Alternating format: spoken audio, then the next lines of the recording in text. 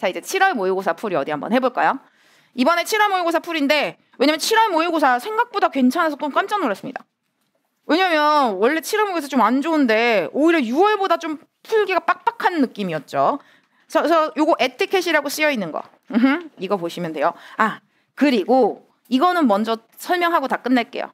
오늘 이제 수업 시작하기 전에 개념 총정리 있어요. 선생님이 이것도 줬죠.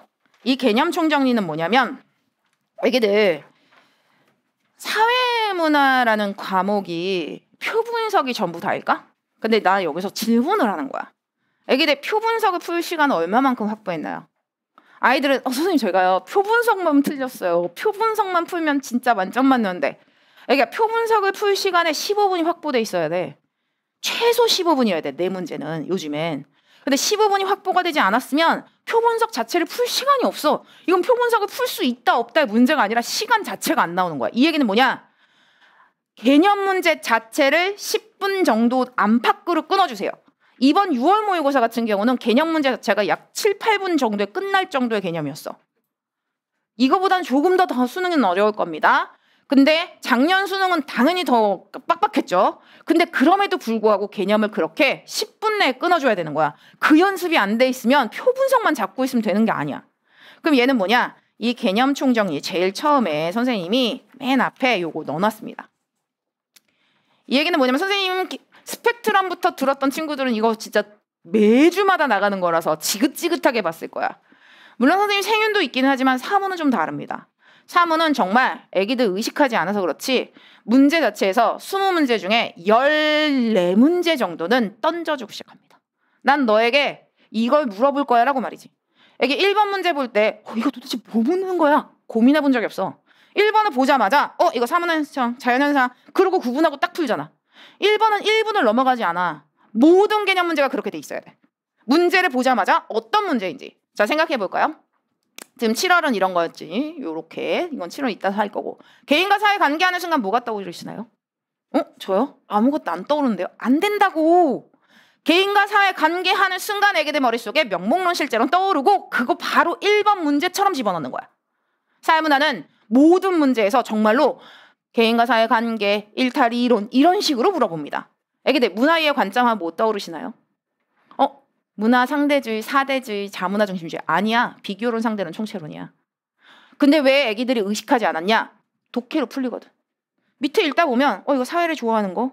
밑에 읽다 보면 이거 개인을 좋아하는 거.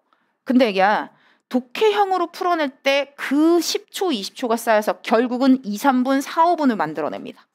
그러니 문제 자체에서 개인과 사회 관계하는 순간 명목론 실제론이다. 이거 뭐지? 라고 들어가는 친구들과 읽으면서 이러는 거 어마어마한 차이가 있어. 문화의 관점도 마찬가지야. 한 번도 안 틀렸기 때문에 의식한 적이 없는 거야. 왜? 아니 비교론, 상대론, 총체론이 자문화 중심주의를 안 풀리잖아.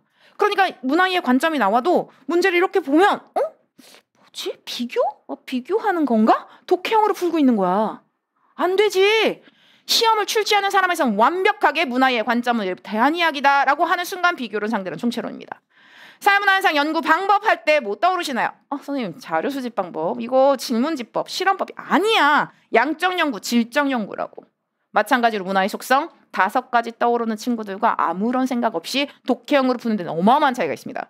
문화의 속성은 5가지 벗어나지 않아. 공유성, 학습성, 축적성, 변동성, 전체성.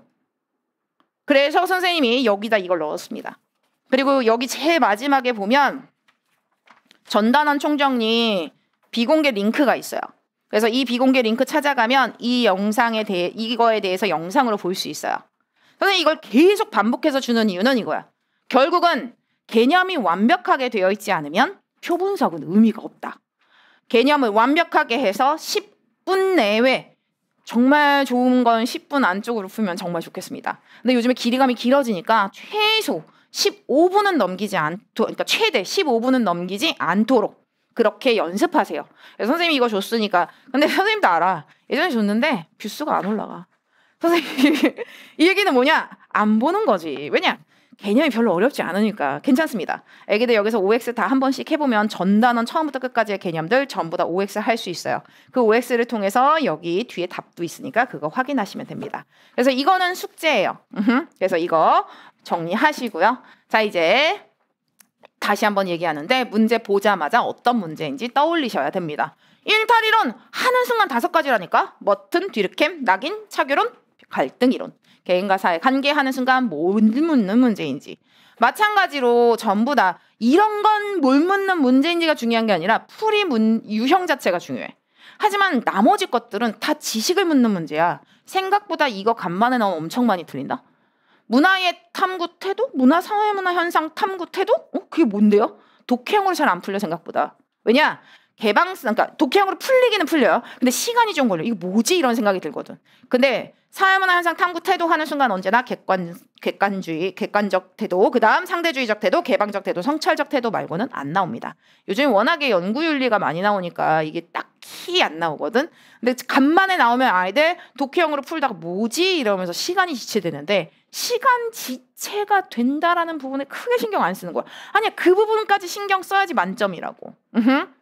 그 다음 개인과 사회 구조. 사회와 사회와 기관인데 사회와 기관 나누는 기준 몇 가지. 이 기준 자체가 안 떠오르면 정리가 안 돼 있는 거야. 기준 2가지. 사회와 기관, 설립 목적에 따라 그리고 사회와 내용에 따라. 그래서 이런 내용들 전부 다 아까 그 개념 총정리에 전단원 정리에 다 정리되어 있습니다. 그래서 그 영상 한 3시간 좀 넘어요. 3시간 정도 될 거야. 근데 그 영상 보시면 되고요. 애기들 만약에 굳이 선생님 저는 개념은 이제 안 틀려. 그러면 보지 않으셔도 됩니다. 오히려 이제 1등급이 나오고 거의 만점이 나오는 레벨에서는 개념을 틀리지 않으니까 다만 이제 선생님과 에티켓 하면서 어느 함정들이 나오고 어느 부분에 신경 써서 풀이 유형까지도 대비해야 되는구나라는 걸 생각하시면 됩니다. 자, 이제 시작해 볼까요? 자, 이번에 7월 모의고사 오답률 1위는 요 문제였습니다. 어디 한번 볼게요. 그리고 이 문제 정말 선생님이 생각할 때 7월 모의고사가 요즘 트렌드를 가장 잘 반영하고 있죠. 이 문제 잠깐 12번이라고 그 밑에 선생님이 넣어놨어요. 페이지 4페이지예요. 요거. 선생님 오늘 에티켓 준 거 있어요. 에티켓에 7월 모의고사 페이지 4페이지에 3번 있다면 그 밑에 아주 오래전 문제죠. 2009년이면 애기들 몇 년생이니? 그치? 근데 2009년 수능 문제 선생님이 살짝 넣어놨습니다. 원래는 당연히 이거 보기가 있는 문제인데 보기 없이 선생님이 주관식으로 바꾸었어요. 해당되는 집단의 개수 써보세요. 1분 줄게요.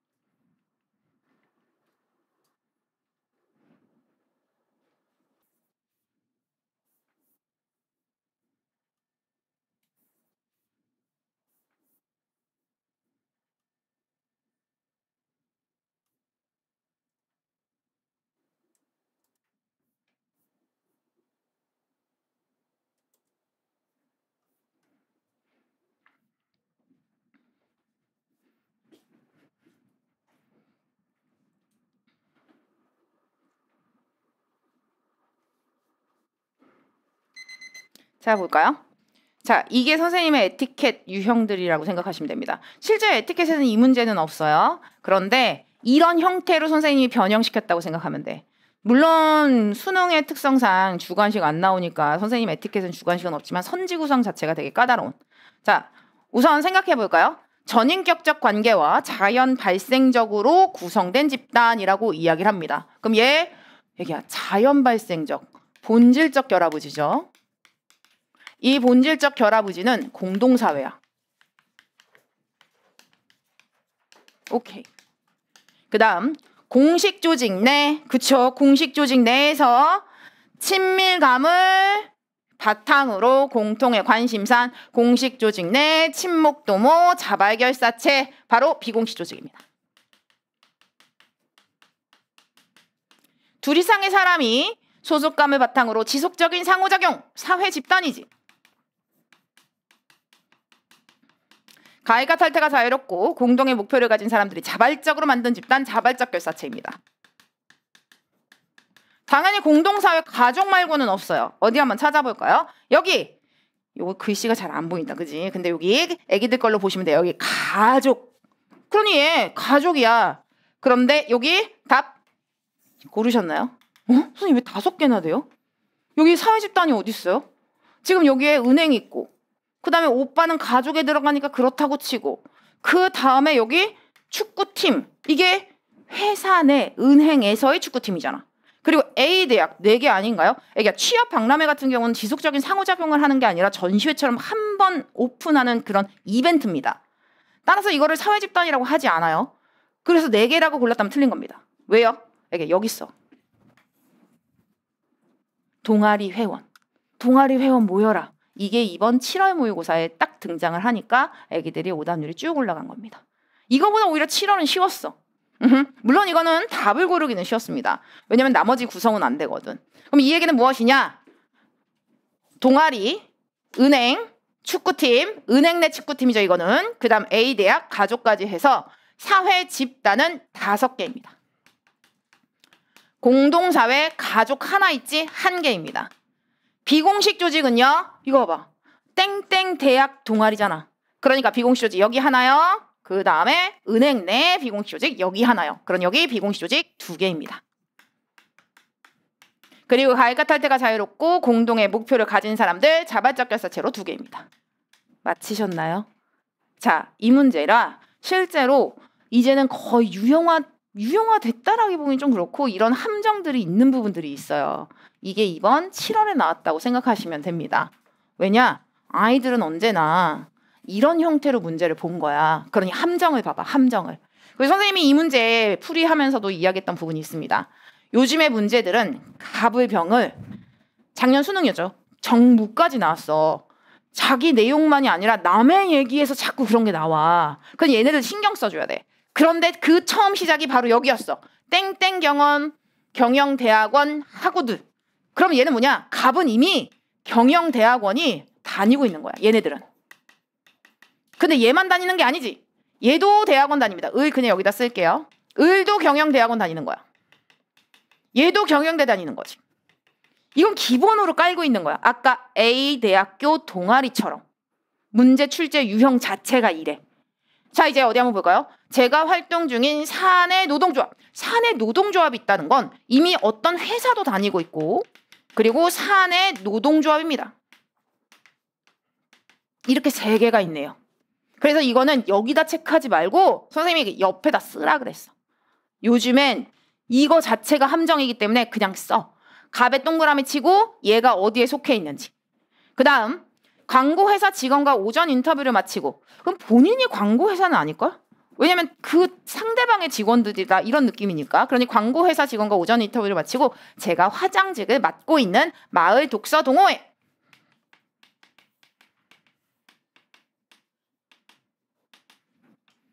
여기에 모임을 가질 예정입니다. 시민단체에서 주관하는 네모네모 캠프. 본인이 시민단체에서 주관하는 건데 자기가 거기 저희가 소속되어 있는 이런 표현이 없지요. 참여한 후 가족이 나왔네요.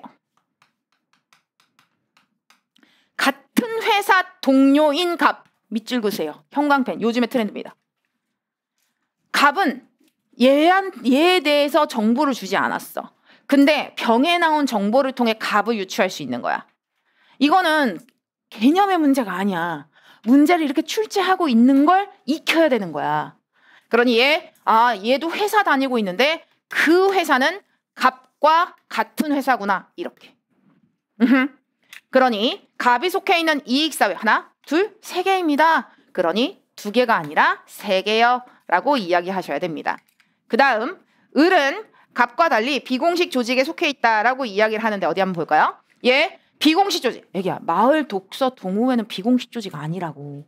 비공식 조직은 공식 조직 내 친목, 도목, 자발적 결사체야 되는데 마을 독서 동호회에 어떤 사람들이 같은 공식 조직에 들어가 있는 게 아니야. 따라서 비공식 조직 안 됩니다. 이거 맨날 선생님이 얘기하는 조기축구회랑 같은 맥락이지. 을은 병과 달리 본질적 의지에 형성된 집단은 공동사회입니다.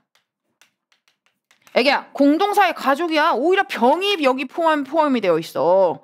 여기에 오히려 제시되어 있는 건 병이야. 그럼 3번 답이 되지 않습니다. 4번 갑과 병이 함께 속해 있는 공식 조직은 2개이다 라고 이야기를 합니다. 회사. 그리고 여기 경영대는 기본이잖아. 두 개죠. 공식 조직. 그러니 답 4번입니다.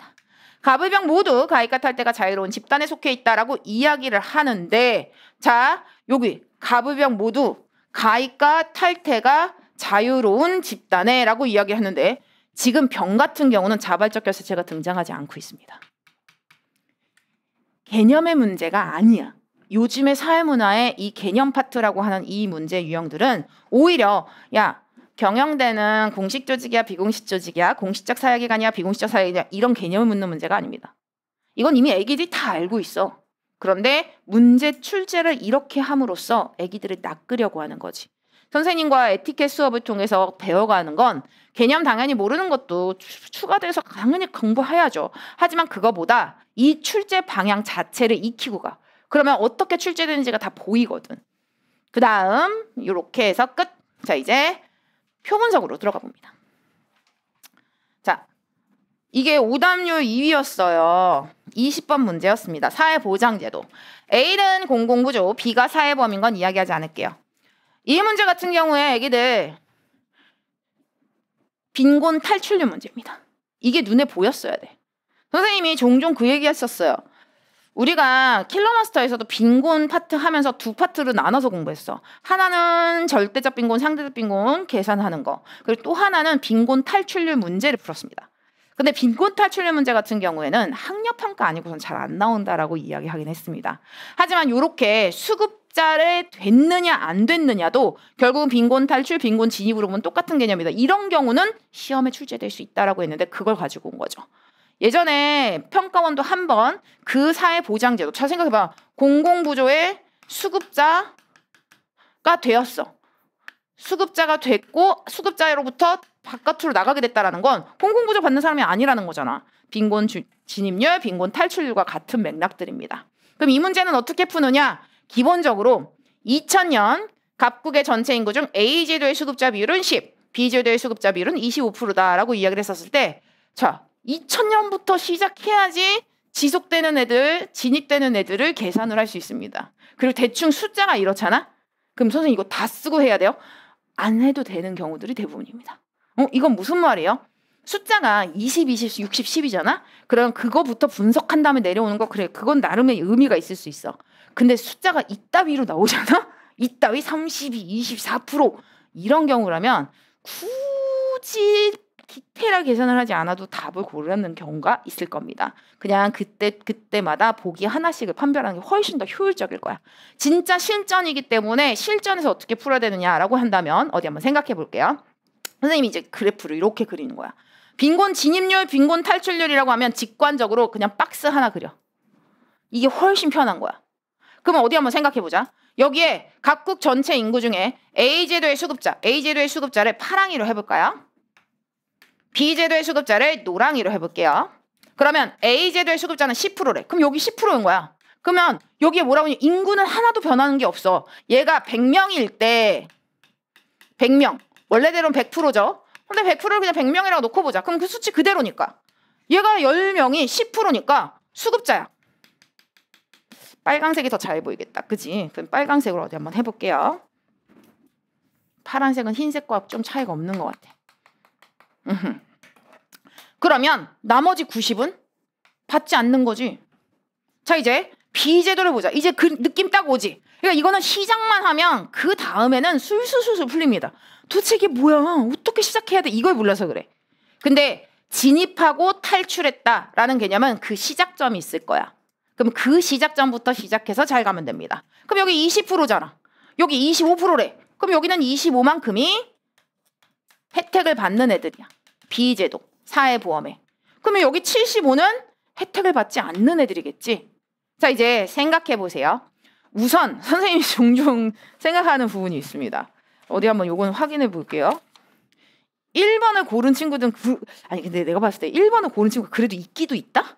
아니 이건 그냥 대충 찍은 거 아니야? 그지 않아? 이거 말이 안 되잖아. B제도는 A제도와 달리 소득 제곱몇과 이거 1번은 답을 고를 수 없죠. 1번은 패스. 자 이제 2번 선별적 복지의 성격이 강한 제도입니다. 선별적 복지의 성격이 강한 제도는 공공구조입니다. A지. 2021년 수급자 비율은 공공부조의 수급자 비율은 40. 이걸 어떻게 알아요? 아, 여기서 진입시키고 지속시키고 탈출시키고 이러면 되네. 자, 시작해볼까요? 여기에서 21 작년 대비 수급을 지속하는 애들이 20%래. 뭐에 20이야? 10에 20%여야 됩니다. 그럼 얼마여야 돼? 2여야지. 끝. 자, 이제 여기로 수급을 진입한 애들이야. 90에 20%야. 90에 20%는 18이죠. 자, 다시 한번. 애기들 그거 알죠? 3,420에 20%. 6,800입니다. 680입니다. 4입니다. 왜요, 선생님? 자, 봐봐. 한 자리만 끌어내리면 된다 그랬어.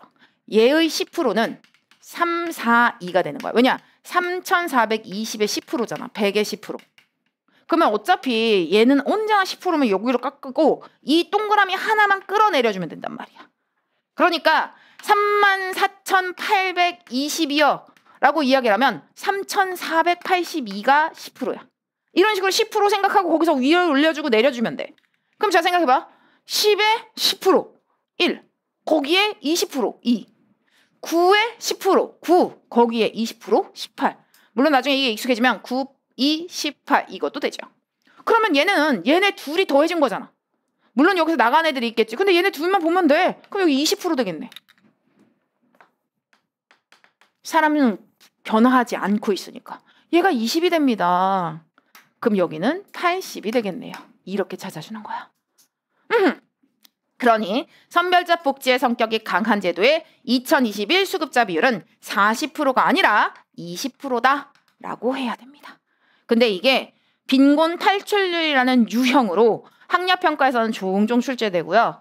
예전 기출문제에서도 저렇게 사회보장제도의 수혜자 취득, 수혜 자격이야. 수혜 자격 취득 비율과 수혜 자격 상실 비율로 출제가 되기도 했었습니다. 같은 맥락이야. 상호부조의 원리가 적용되는 제도의 수급자 비율. 여기야, 얘 사회보험이네요. 밑에 거 보네요. 2000년부터 시작해서 2022년까지 매년 상승하였다라고 이야기를 합니다. 어디 한번 볼까요? 상호부조의 원리가 적용되는 제도, 수급자 비율이라고 이야기하면 얘네들이죠. 자, 여기도 어디 한번 확인해 봅니다. 지금 여기를 보면 수급 진입 비율이요, 그리고 수급 지속 비율이요 나왔지. 25에서 60% 해보자. 25에 62요. 2.5에 6 이렇게 곱하면 되죠. 얘 25에 60이야. 0.6인 거야. 그지? 그럼 얘는 15가 되겠네요. 오케이. 그 다음 여기에 10%래. 그럼 75에 10%가 밑으로 내려오는 거야. 그럼 여기에 10%는 7.5가 되겠지. 얘네 둘 더하는 순간 이렇게 해도 돼요. 얘가 25라면 얘는 나간 게 10이야. 나간 게 10인데 들어온 게 7.5밖에 안 됐다면 줄어들었어. 물론 더해서 22.5 해도 상관없습니다. 그지? 22.5지? 그러니 이미 한 번 줄면 답이 될 수 없어요. 끝. 3번 답이 되지 않습니다. 그래서 빈곤 탈출률, 빈곤 진입률은 이런 식으로 기준값 찾아서 하나씩만 따져주면 돼. 결국은 무엇이다? 기준값에 분자 비율 곱해서 분자값 찾아주는 문제입니다. 모든 문제가 저걸로 귀결된다라고 기준값만 찾아가면 돼. 수혜자 비용 부담을 원칙으로 하는 제도의 2021 수급자 수능이라고 이야기를 합니다. 그럼 얘는 수혜자 비용 부담을 원칙이요 라고 하면 사회보험이네요. 사회보험의 2021 수급자 수 찾아갑니다. 사회보험의 2021 수급자 여기네요. 그 다음 정부 재정으로 비용을 충당하는 것을 원칙으로 하는 건 공공부조지. 공공부조의 2022를 찾아가야지. 여기도 해줘야 되겠네요. 자, 요 개념, 요거를 해줘야 되겠네요. 지속하는 비율입니다. 지속하는 비율이 23%래. 그럼 얘는 4.6 정도 되겠네. 그지? 여기서 여기 0.2 곱해주면 되는 거니까. 자, 이제 그 다음 여기서 들어온 애들이 얼마래? 8%래. 8%. 88에 6.4가 되겠네요. 6.4. 그럼 얘네 둘이 더하면 얼마가 될까? 11 되나요? 그지? 줄었네. 근데 얘랑 다르지? 2배 아니야. 2배 넘죠? 그냥 2배이다가 틀린 말입니다. 그럼 얘는요. 실제로 계산하지 않아도 될 겁니다. 보통은. 그 다음 5번입니다. 직전 연도와 달리 해당 연도에 A제도의 수급자가 된 사람의 수 2021년이 2022년보다 많다. 얘랑 얘 비교하면 되겠네요. 얘가 더 많죠. 그러니 답은 5번입니다. 하나하나 다 따져도 되는데 이 부분은 있어요. A 같은 경우에 진입 비율 자체가 되게 많이 차이나.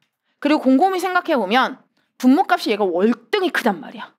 그럼 진입한 애들이 작은 거 아니야? 이것만 봐도 판별, 나머지 안 봐도 그럴싸한 답처럼 보이는 것도 사실 맞습니다. 시간이 없으면 저렇게라도 찾아가서 판별해줘야 돼. 선생님 어렸을 때 이런 식으로 풀었거든? 이게 무슨 말이야?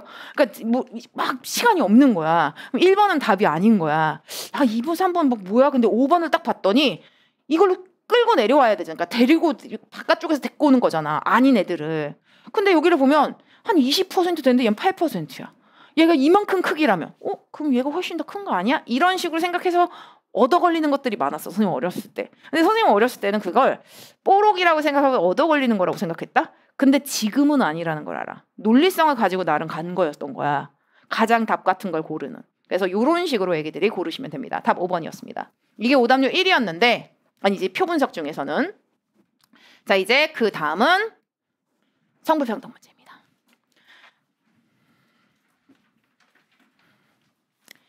그럼 성불평등 문제는 어떻게 푸느냐? 성불평등 문제. 작년 수능의 오답률 1위가 성불평등 문제였죠. 근데 있잖아. 성불평등 문제는 선생님이 요거 해놨어. 조건절을 체크해 주세요. 분모값을 기준값으로 잡아주고 때로는 기준값이 100A, 100B, 100C. 이거 어디에 쓰여져 있느냐면 우리 서버 할 때도 표분석이 나올 거거든. 성불평등이 12페이지에 선생님이 적어놨습니다. 이거 맨날 선생님이 복붙해서 써놓을 거야. 얘들아. 제발 기준값 좀 찾아줄래?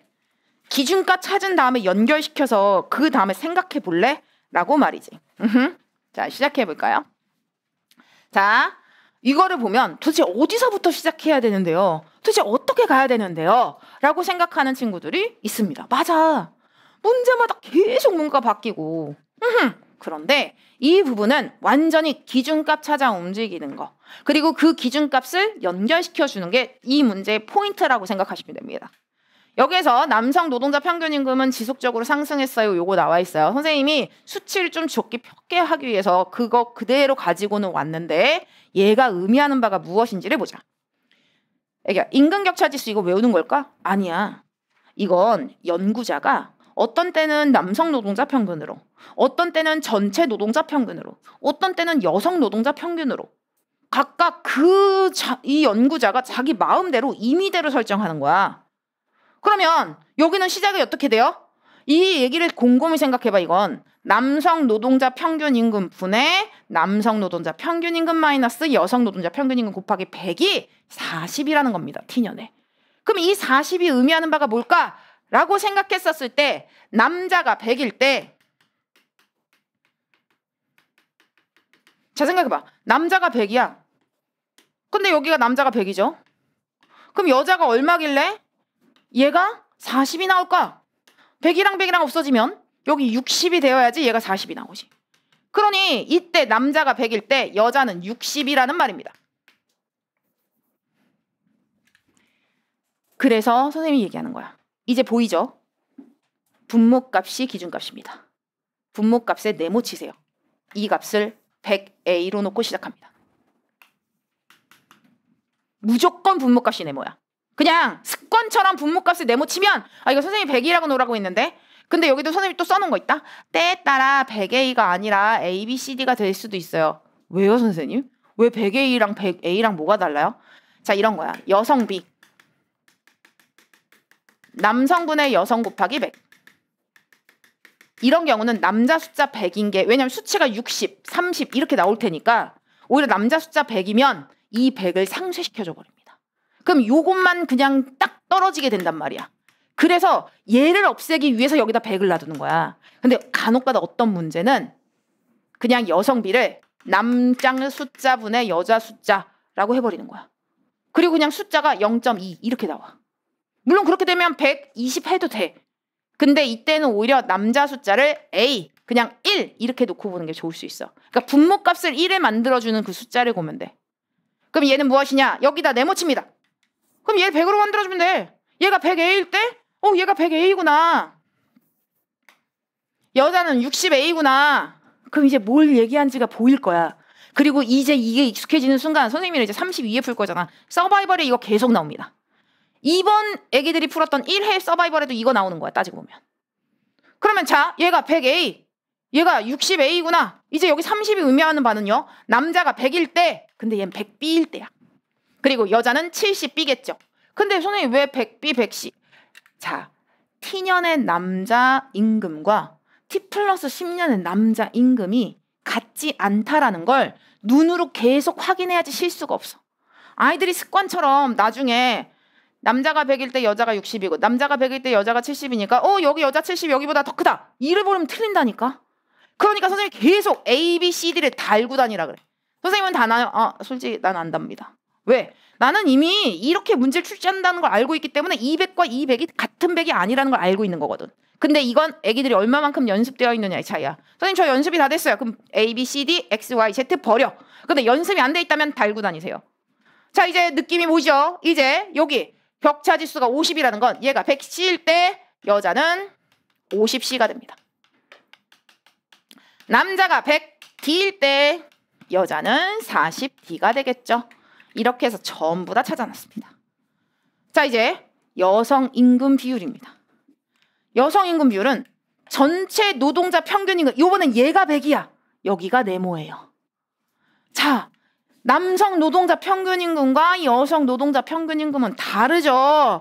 그러면 여기는 전체 평균, 전평을 100W라고 할 때 여자 평균이 75W입니다. 의미하는 바. 물론 시험장에서 이거 다 쓰느냐? 아니야. 시험장에서 쓰는 거 아니야. 필요한 것들만 체크하면 돼. 하지만 선생님은 지금은 성불평등만큼은 조금 더 자세하게 설명을 해줄게요. 왜냐면 애기들이 제일 어려워하는 것 중에 하나이기 때문에 더 이상 친절할 수 없다 버전까지 맨날 해주고 애기들이 나중에 그걸 익숙하게 한 다음에 버리면 돼. 애기야, 얘는요. 전체 평균이 100X일 때 여자 평균이 87.5X입니다. 전체 평균이 100Y일 때 여자 평균이 62.5Y라는 이야기고 얘 전체 평균이 100Z일 때 여자 평균이 50Z라는 말입니다. 의미하는 바를 알았다면 나중엔 X, Y, Z, A, B, C, D 버리고 다녀도 상관없어요. 자, 이제 어디 한번 볼까요? T년의 여성 노동자 평균 임금은 남성 노동자 평균 임금의 40%이다? 무슨 말이야? 남자가 100일 때 여자가 60인데 그럼 얘는 40%가 아니라 60%지요. 이렇게 찾아가는 겁니다. 그러니 모든 시험 문제 분모값에 네모치고 그 값이 기준값이야. 그리고 그 기준값 A, B, C, D, X, Y, Z 달고 다니세요. 나중에 익숙해지면 버리세요. 그 다음 2번. T년은 T 플러스 10년에 비해서 여성 노동자 평균 임금이 많다라고 이야기를 했습니다. 자, 60A와 70B 다른 건 모르지만 이것만큼은 조건절로 등장해 있어. 얘 조건절이야. 즉 연결고리입니다. 이 얘기는 100A보다 100B가 큰 거야. 100A보다 100B가 크려면 A보단 B가 크고 B보단 C가 크고 C보다 D가 큰 것만큼만 확실하지. 이 얘기는 뭐냐? 60A보다 70B가 무조건 큽니다. 그러니 얘는 틀렸습니다. 이렇게. 결국은 또다시 비율 절대치 증가율이 문제구나. 그 다음 3번. T 플러스 20년은 T 플러스 10년과 달리 여성 노동자 수가 남성 노동자 수보다 적다라고 이야기를 합니다. 자, T 플러스 20년 찾아가 볼까요? T 플러스 20년. 그리고 T 플러스 10년. 선생님, 이거 가지고 어떻게 알아요? 자, 선생님이 여기엔 사회문화에 잠깐 넣어놓은 정말 포인트 표현이 있어요. 페이지로 어디냐면 10페이지입니다. 에티켓 첫 번째. 그러니까 이게 표분석의 본질로 이 한 장이 다야. 이걸 벗어난 문제는 없어 실제로. 근데 워낙에 평균 전체 평균 요즘 너무 많이 나와. 그래서 선생님이 여기에 10페이지에 써놓은 거야. 애들아, 시험 문제 대부분 비율 제시되는데 결국은 분모값 찾는 거야. 분모값에 분자 비율 적용해서 분자값 찾으면 돼. 얘들아 비율 전체 비율 알지? 전체 비율에 가까운 쪽에 분모값이 커. 자 평균 전체 평균도 똑같습니다. 평균 전체 평균에 가까운 쪽에 사람 수가 많습니다. 자 어디 한번 볼까요? 비율 전체 비율 A 지역의 사보 비율 B 지역의 사보 비율 이렇게 했을 때 여기 B 지역이 10 A 지역이 40%래. 근데 얘가 의미하는 바 거기 다 쓰여 있습니다. 얘가 의미하는 바는 A 지역의 전체 인구 중에 A 지역에서의 사보 인구수야. 여기는 B 지역의 전체 인구 중에 B 지역의 사보 인구수입니다. 여기 전체가 20이래. 그러면 B 지역의 사보 여기 전체 값이 더 큰 거야. 얘가 2배나 더 크죠. 우리는 이거를 알 수 있어요. 이거는 당연히 가중평균 했다면 아는 걸 기반으로 설명하는 겁니다. 비율, 전체 비율에 가까운 쪽에 분모값이 큽니다. 자, 이제 어디 한번 생각해보자. 평균, 전체 평균도 똑같다고 생각해야 돼. 그래서 이제 이게 그냥 메인 시험이야. 그러니까 이제는 평균, 전체 평균이 나오면 뭐 하나 이렇게 물어볼 거 있는데 사람 수 물어보거나 전체 평균 물어보거나 전체 평균 가지고 남자 평균 물어보거나 뭐 이런 식으로. 이건 무엇이냐? 남자 평균이 40이래. 여자 평균이 10이래. 거기 똑같이 쓰여 있어요. 그러니까 거기다 추가적으로 쓰고 싶은 것만 쓰면 돼요. 남자 평균이라는 건 남자 근로자 전체 중에 남자 총임금이야. 물론 이거랑은 다르죠. 얘는 비율이기 때문에 100이 곱해지지만 이건 생략한 거거든. 근데 평균은 100은 없는 거지 따지고 보면. 얘는 여자 근로자 전체 중에 여자 총임금입니다. 여기야 둘이 섞었는데 전체 평균이 20이래. 비율, 전체 비율과 똑같습니다. 평균, 전체 평균에 가까운 쪽에 분모값이 큽니다. 몇 배 더 커요? 2배 더 크네요. 이거 그대로 가지고 오는 거야. 그러면 어떻게 해요? 자, 생각해 볼까요? 먼저 T 플러스 10년입니다. 우선 한번 생각해 보자. 남자 평균이 100일 때 여자 평균이 70B라는 이야기야. 근데 전체 평균을 어떻게 알아요? 이거 가지고는 전체 평균을 몰라. 근데 여기에 얘가 나와 있어. 이 얘기는 무엇이냐? 전체 평균이 100일 때 여평이 87.5x가 됩니다. 그러면 얘와 얘는 얼마만큼이 커지는 걸까? 이 비율이 똑같이 움직입니다. 당연하지. 자, 생각해봐. 2대, 3대, 4대. 얘가 저거 많은 건데. 얘가 많은 거니까 4대, 3대, 2래. 근데 여기서 2배가 되었어. 그럼 여기가 4라고 쳐봐. 그럼 여기 6이어야 돼. 여기 8이어야 돼. 결국 시험 문제는 이 비율 맞춰주는 거야. 그럼 얘는 무엇이냐? 얘 몇 배 되었는데요? 라고 이야기를 했었을 때 만약에 아기가 이게 헷갈리면 곱하기 70분의 1을 먼저 해주세요. 그리고 곱하기 87.5를 하면 됩니다. 생각하면 너무 당연한 건데 어떻게 해야 될지 모를 땐 차라리 이렇게 해야 돼. 그러니까 얘 없애주고 얘로 가주는 거잖아. 그러니까 이거는 87.5를 70으로 나눠주면 돼. 그럼 얘 몇 배 된 건데요? 라고 하면 얘 생각해보자. 87.5를 70으로 나눠볼게요. 70 1.25 이렇게 되겠네. 1.25배 됐네요. 네. 그럼 얘도 1.25배 해줘야 돼. 얘 1.25배 해주면 125x로 변하겠지. 얘와 얘의 차이가 이렇게 되는 거야. 그러면 여기와 여기의 격차는 25인데 여기와 여기의 격차는 12.5가 되겠지. 이런 식으로 말이지. 그럼 누구 쪽이 가까워? 여자 쪽이 가깝습니다. 계산 몇 배나 많은지도 계산해 주는 필요는 없어요. 계산 물론 되죠. 2대 1로. 하지만 얘는 여자 사람 수가 많은 거야. 얘 여자 노동자 수가 더 많군요. 얘는 여자가 남자보다 많아요. 자, 이걸 똑같이 이제 2020년도 해봅니다. 2020년 자 남자 평균이 100시일 때 여자 평균이 50C예요. 그런데 지금 여기를 보면 전체 평균이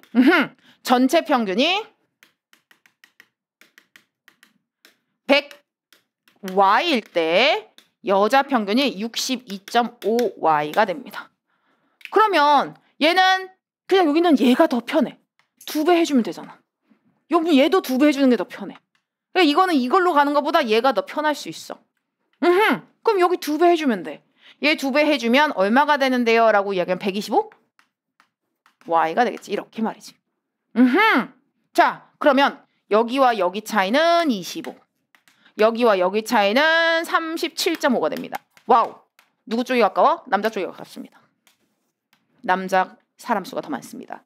그래서 여성 노동자 수가 남성 노동자 수보다 적다. 2020년 맞는 말입니다. 답 3번입니다. 근데 이거 평균, 전체 평균에 가까운 쪽에 근로자 수가 많다라는 건 요즘에 진짜 많이 나와. 이 부분은 신경 써야 돼. 자, 이제 4번. T 플러스 30년은 T 플러스 20년에 비해 남성 근로자 수, 아니 근로자 수를 어떻게 알아? 연결고리가 없어. 하다못 이거는 있지. 125X보단 125Y가 큽니다. 왜냐면 X보다 Y가 크니, 아니 이것도 실제로 여기 왜냐면 남자 거는 더 크니까. 하지만 사람 수를 어떻게 알아? 얘는 남자와 여자의 비율만 나왔을 뿐 연도별 사람 수를 비교할 수는 없습니다. 그러니 X입니다. 그 다음 시기별 전체 노동자의 평균 임금은 모두 동일하다. 지금 여기 다 다르겠지. 괜히 지웠네. 다 다르겠지. 어떻게 동일해. 지금 남자 평균도 계속 커지고 있는 부분인데 하다못해 남자 평균 125X 뭐 125Y 할 때도 얘가 더 컸잖아. 그럼 100X 100Y일 때도 얘가 더 클 수밖에 없어. 전체 평균 같을 수가 없어요. 따라서 답 될 수 없습니다. 자, 이제 15번으로 갑니다.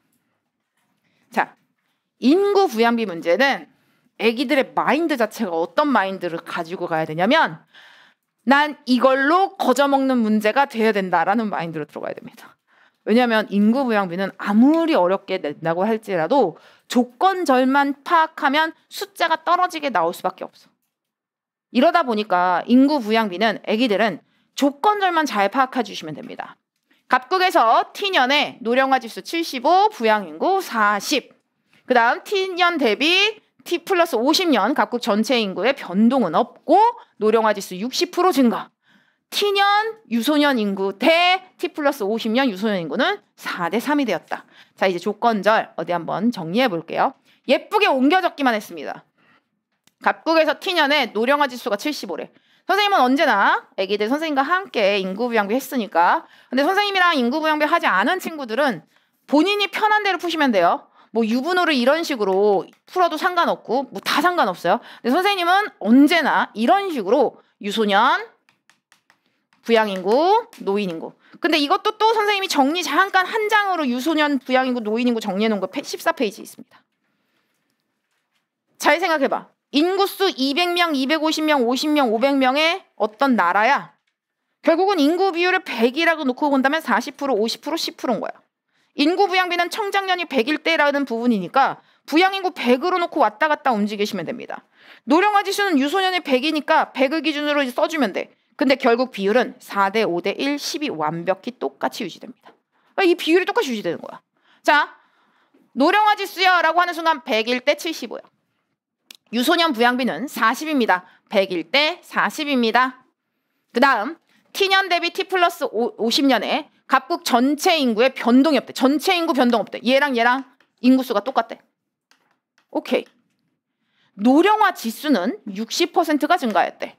아, 얘가 100일 때 얘가 75인데 얘가 100일 때 얘가 60%가 증가해야 돼.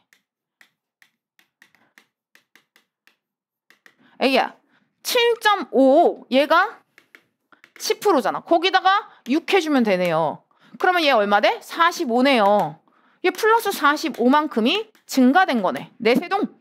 그럼 45를 더해주는 순간 얘는 120이 되겠네요. 네. 자, 이제 그 다음 T년 유소년 인구는 T 플러스 50년 유소년 인구 4대 3이 되었대. 그럼 자, 이제 여기서 애기가 어디 한번 참격해보자. 숫자 자체가 다시 한번 얘기하지만 우리 14번 봤잖아. 200명, 250명, 50명으로 봐도 4대 5는 똑같이 유지돼. 40%, 50%, 10%로 봐도 똑같이 유지돼. 그지? 그 다음 요거 체계. 선생님 에티켓 체계. 그지? 에티켓 책 14페이지입니다. 그러니까 이 비율을 그냥 똑같아. 근데 이 문제를 벗어나지 않아. 이 얘기는 뭐냐? 얘와 얘의 비율이 몇 대 몇이야? 4대 3. 그럼 얘와 얘의 비율이 얼마야? 4대 3. 30이어야죠. 자, 이제 여기서 애기들이 임의의 숫자. 아, 이걸로 인구수 대충 맞춰주면 되겠다. 이거를 인구수라고 하면 즉 그냥 임의로 원래는 여기 100A, 140A, 30A 들어가야 되는데 그냥 얘가 100이라고 한다면 이걸 기준값으로 잡는다면 여기 인구수 170이 될 겁니다. 원래대로라면 100A, 40A, 30A겠지만 그냥 100이라면 부양인구가 100일 때 아, 얘 40, 70이니까 70일 것이고 얘 둘이 똑같아야 되겠지. 170명. 그런데 그 인구수가 여기 봐봐. 40이 4대 3이 되었대. 애기야, 얘와 얘가 4대 3이어야 돼. 그럼 여기 30이네요. 짜란. 애기, 선생님 이 3.3333 어떻게 해요? 물론 여기랑 왔다 갔다가 편하면 그게 좋을 수도 있어. 얘 같은 경우는 괜찮죠. 2.5배 하면 되니까. 근데 아까도 봤지만 이게 4대 3이 더 편하잖아. 애기야, 얘도 5대 6이 더 편해. 그럼 얘도 5대 6 하면 돼. 36. 그러면 여기는 66이네요. 66에서 빼주면 104. 다 맞춰줬습니다. 동그라미, 동그라미, 동그라미 숫자 맞춰준 거야. 끝. 자, T 플러스 50년 유소년 인구가 15%일까? 애기야, 200일 때 300이어야지 30이어야지 15%야. 지금 30인데 170 중에 30은 15%일 수가 없어. 계산 굳이 해줄 필요가 없어. X. 아니다. 그 다음 니은 T년 노인 인구와 T 플러스 50년 유소년 인구. T년의 노인 인구 30. T 플러스 50년 노인 인구 30. 둘이 동일하네요. 띵동. 그 다음 T년 대비 T 플러스 50년에 노인 인구는 20% 증가했다. 자, 여기 요거는 지울게요. 30에서 36이 되었어. 10% 얼마야? 3. 20% 얼마야? 6. 6만큼 증가한 거 맞네. 끝. 디귿? 만든 말. 니은 디귿 골라? 답 3번이네요. 리얼 부양비가 10% 증가하였다라고 이야기를 합니다. T년 대비 T 플러스. 원래는 100분의 30. 그 다음 104분의. 근데 이거 안 되지 그냥. 딱 봐도. 10% 증가하려면 얘는 기준으로 잡고 여기 33이 돼야 되는데 아예 안 맞죠. X가 됩니다. 그러니 답 니은 디귿 골라 답 3번입니다. 자, 이제 마지막 14번 문제입니다.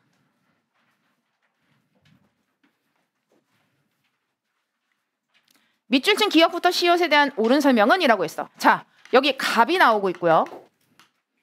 그리고 여기 을이 나오고 있습니다. 을은 습작으로 어쩌고 저쩌고 이렇게 이야기하고 한편 을은 이렇게. 그럼 잘 생각해봐.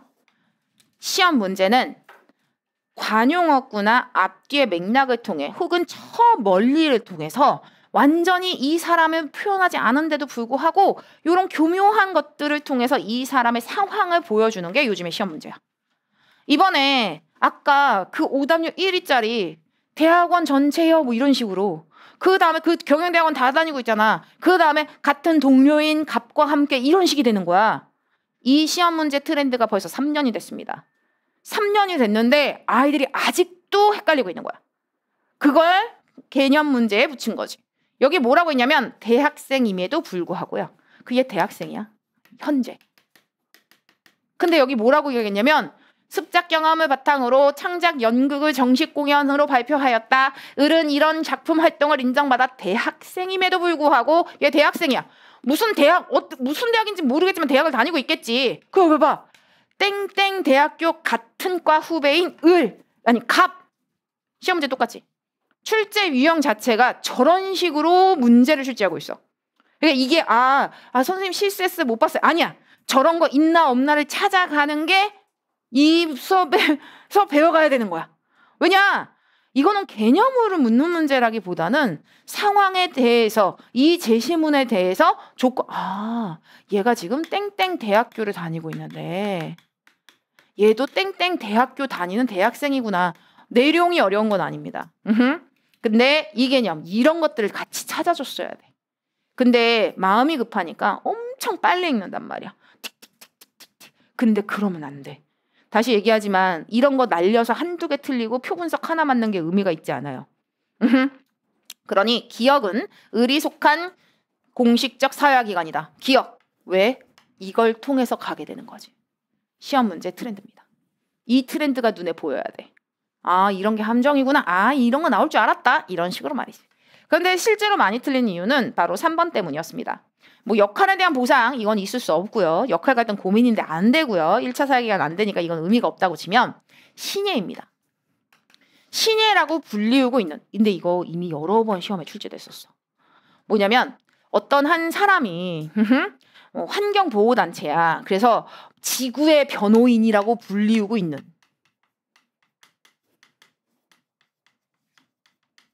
환경보호하는 학생 하나가 있었어. 그 변호인이 본인의 성취지위가 아니지. 성취지위라는 건 한 사회 집단 내에서 차지하고 있는 개인의 뭐랄까 그 위치입니다. 근데 이거는 그냥 사람들이 그렇게 부르고 있는 상황인 걸 뿐인 거야. 따라서 이건 성취주의라고 말할 수가 없어요.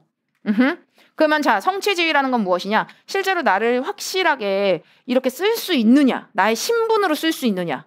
그러면 신분으로 쓸 수 있는 것, 이런 아이들이 많이 틀리는 것 중에 하나가인 겁니다. 요 채식주의자.